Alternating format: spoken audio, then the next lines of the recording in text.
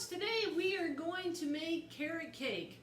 You know, it's that time of year when everybody starts going baking crazy, and normally I'm in the wood shop cutting wood and making things for the holidays, but today I decided to bring it back into the kitchen and bake some cakes. Well, today's cake, carrot cake. Everybody loves carrot cake. Well, almost everybody. And I have a homemade recipe that somebody shared with me, and I just love this carrot cake. And I've got 2 carrot cakes I have to make for work, and so I better get busy. Alright, well, before we get started with this carrot cake, I gotta put on my buff. It's just what I do, keep the hair out of the food. Alright, looks appealing, doesn't it? Yeah. Okay, so in our recipe, we do all the dry goods first. We don't do the wet goods, but we do the dry goods. So dry goods such as all-purpose flour, sugar, baking powder, baking soda, salt, cinnamon. We do all those dry goods in the mixer first. Then we fold in the carrots, the pecans, the coconut, the eggs. We put all of that in, mix it up. It's yummy. Then we're going to bake it on 350 for about 35 minutes. Check it, depending on where you're at, check your oven. But then we'll make the icing. It's homemade icing. Nothing store-bought. It's all homemade. So here we go. All right, so we're going to start with 3 cups of flour. All right. Let me take my little thing out of there.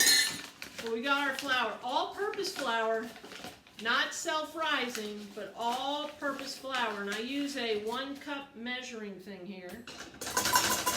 Okay. Try not to sneeze in the food as you're doing this. It can be tempting. This stuff can go in your face. And we need 1 more cup of all-purpose flour. It gets a little hard as you dig down deeper in the bag. But you can do it, just spread off the top. And you know, some cooking shows, they pre-measure all the stuff and then they just dump it in. For those of us that don't do this very often, I'm just showing you from the get-go what we do. Okay, now I need some sugar. Dun, dun, dun, dun. Oh, honey, honey. Alright, sugar. 3 cups granulated sugar. Alrighty, so I happen to have one of these jars. Probably should have thought about it, but I've got a quarter measure here. So I got 1. Takes 4 of these to make a cup. 2, 3, and 4. Makes 1 cup. Seems like it. This is a quarter, right? Yeah, 4 of these makes 1. Sure doesn't seem like it. You know what, just for kicks, I'm going to pour it in here because it sure don't, yeah, it does. Okay. So that would be 2. There's my oven. I preheated my oven to 350. There's 3. And there is, whoop. All right, so a lot of sugar. All right, 3 cups of sugar. We still got to put sugar in. It's the one thing about carrot cake. Now listen, don't eat the whole thing by yourself. You might end up in diabetes. All right? This way, if you share it, you're spreading the love. And I got 1 more. And 3. Woo! All right, 3 cups sugar. That's our flour and sugar. Now we have 1.5 teaspoons of baking soda. Baking soda. 1.5 teaspoons. And here we go. This is a 1/2 teaspoon. This is a table. All right, we got 1 teaspoon here. Want to be sure it's level. All right, there's 1, and I need the 1/2. 1.5 of the baking soda. Now I need baking powder. 1.5 teaspoons of baking powder. And again, we're going with the 1 And you know, when you do this, make sure you've washed your hands. I washed my hands before we got started here. Okay, 1.5 teaspoons baking powder. Then we have 1 teaspoon of salt. All right, let's see. 1 teaspoon of salt. I'm going to do it over my measuring things here so I can level it out. All right, 1 teaspoon salt. 2 teaspoons of cinnamon. Cinnamon. Here we go. 2 teaspoons cinnamon. Again, oh, now this doesn't want to fit in there, and that's okay. So I can use my 1/2 teaspoon to get in there and get the cinnamon. And again, you want to level it off. You can use your finger. Got 2 teaspoons of cinnamon. So since this is a 1/2 teaspoon, we need 4 of these. Okay. Now I'm just making 1 cake right now. I could do double, but I think that would be too confusing for everybody. So I'm just mixing up 1 at this time. All right, so now we have all our dry ingredients, and we're gonna lower our mixer down. Now listen, don't be turning this thing on high. The stuff goes everywhere, right? It's not a drill. Oh. Okay, so now I know what I did. I put in one of these fancy rollers, turner things like they show. Well, this wasn't supposed to happen. Okay. I got it jammed up. Uh-oh. Technical difficulties. Excuse me. Oh, totally jammed.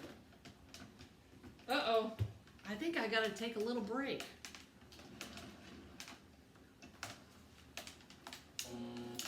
Yeah. It's tough. There we go.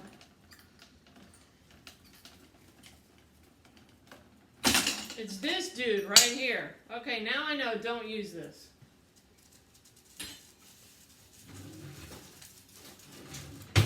Back to the regular one. At least I hope that's the issue. If it's not, I'm in big trouble. Alright, back to the regular, which is what I had before. Okay. Alright, let's try that. Sorry, technical difficulties, it happens. Yes. Alright, well now I know not to use that other thing because it just doesn't work. Okay? Now we want to blend these, and I'm going to kick it up to medium. My blender is not the $400 blender, but it works good for the 3 times I use it a year. So you can pick yourself up Sunbeam or whatever blender you want and use it. If you're only using it 3 times a year, that's all. If you're baking all the time, then I would suggest investing in the big mama blender, mixer, I should say. It's a mixer, not a blender. You know, it's like buying tools. I said, if you buy a cheap drill, you're going to be drilling this thing forever. If you buy a good drill and you spend the money, you're going to be like, it just goes so much faster. Now, I can change the setting on this and go this way with it. And now, well, it still won't spin. So I don't know. It could be because the material, all that flour and sugar, it's thick. And because I have a $99 blender. But we want to mix all of that stuff really good together, all the dry products. Okay?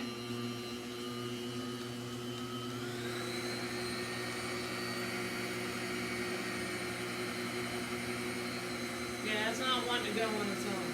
It goes a little bit. It's thick. The powder is really high in the pan because you have so much. Whew. Let me turn it down. Alright, so now we need 6 eggs. Okay? Let me get my little measuring cup over here because it's just easier. We need 6 eggs. And I'll just go ahead and crack these now. I used to be a short order cook in the day. I used to be able to crack hundreds of eggs in like 20 minutes. And I could crack them one-handed. Well, that was about 30 years ago. I can also flip eggs without a spatula. You got to have the right pan for that, though. All right, so 6 eggs. We're going to go ahead and fold these in.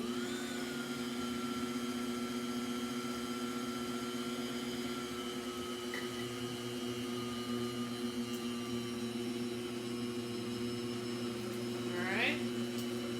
Then we need a 1/3 cup of cooking oil, canola oil. Not just any oil, but we use canola oil. 1/3, 1 and 3 cups, 1 and 1/3.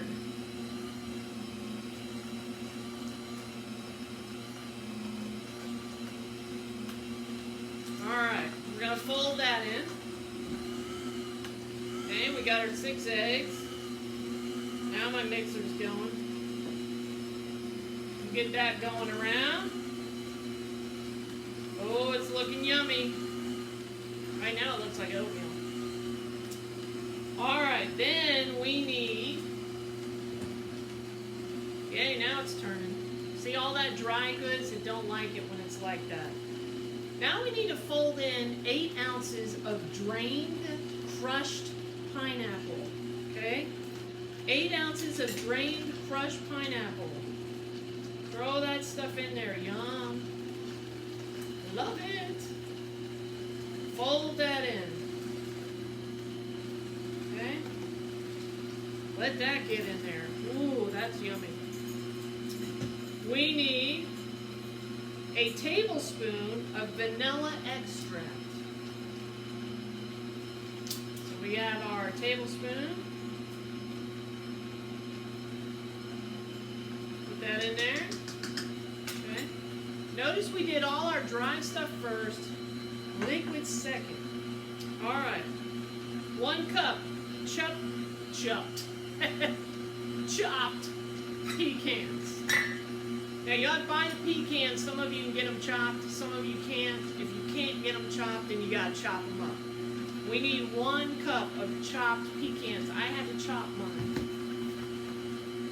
Okay? So I got 1 cup, and I'm gonna fold those in.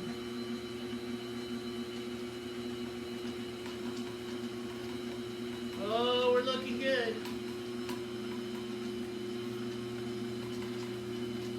Oh, yeah. Yum. Now, okay, so we need a 1/2 cup of coconut. Now some of you go, ooh, coconut, you lost me there. It's good stuff. Alright, here we go. Folding that in. Now listen, check your ingredients and make sure you don't have anything living in there, okay? Sometimes you find strange stuff. This is a 1/4 cup measurement, so I need 2 for a 1/2. Now I'm folding it in. Alright. Now, what do you think's missing? This is a carrot cake. What haven't we put in there yet? Yeah, carrots.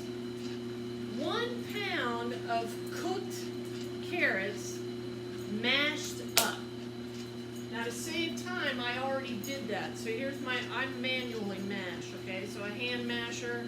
Here's my carrots, okay? Now I'm gonna fold those in. They've already been cooked and cooled off. Gotta cool them off. Now we're gonna fold these in.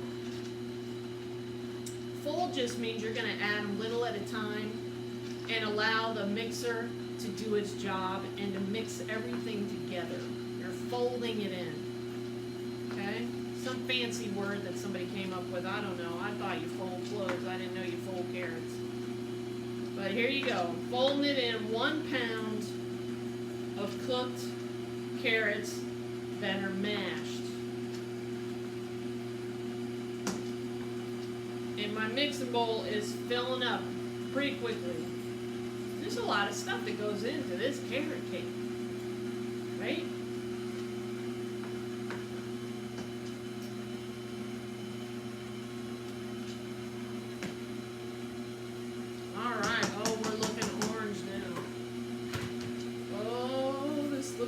good. Alright, and that's it. That's it on the ingredients for the carrot cake. Now, you're going to have 9-inch pans, and I have these, and I've already buttered them, greased them, and floured. So I have 3 of them, because I'm making a 3-layer carrot cake, a 3-tier carrot cake. I'm going to pour batter in each one evenly, bake it in the oven on 350 for about 35 minutes. You got to check it with a toothpick. I usually go about 32 and check it because I like mine a little moist. I don't want it dried out. So I start checking it 32 minutes to see how it feels, how the toothpick looks when it comes out. Okay? Alright, we'll give it about 30 more seconds and then we will be ready to pour. Now the icing gets made separately, and that involves several yummy good things as well, and you'll ice it when the cake's cool, and we'll make the icing next. Alright. Okay, here we go. I don't know if you can see. Ooh, that's what it looks like. All right, let me get a spatula. I found that these little baby spatulas work pretty good for knocking this stuff off the beaters rather than your tongue. You can eat this stuff, but I'll leave that up to you. Disclaimer, don't try this at home. Some people like to eat this raw, but you've got 6 eggs in there, and I don't know. I've eaten batter when I've got 1 or 2 eggs, but when it goes beyond that, I'm like, I don't know about that. So I just kind of take this stuff off because I don't want it to drip on the mixer. Okay. But that's what we're looking at, and we've got a lot of mix here, which is good because I got 3 pans to make it. So I'm going to go ahead and get this in the pans, get them in the oven, and then start working on making the icing. Chat soon.